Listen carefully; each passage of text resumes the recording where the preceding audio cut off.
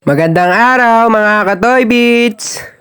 At dahil tapos na nga po pala tayong magpakain ng ating mga alagang itik, ay kukunin po natin itong puso ng saging. Dito nga po pala mga Katoy Beats ay kinuha ko na ang panungkit nating kawayan. At dito nga po pala mga Katoy Beats ay kukunin na natin ang puso ng saging.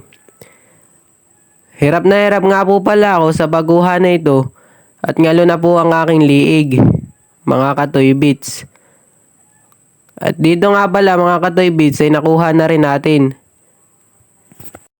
Susunod po pala mga Katoy Beats ay kukunin na po natin ang bunga nito. At dito pala mga Katoy Beats, dito nga pala yung ating papaya. Mababa lang ito ngunit namumunga na mga Katoy Beats. At dito pala mga Katoy Beats, meron pa nga pala tayo ditong saging mga Katoy Beats. Ngunit dinadamo na ito mga Katoy Beats, kaya tatanggalan natin ito ng mga dahon na tuyo at mga damo.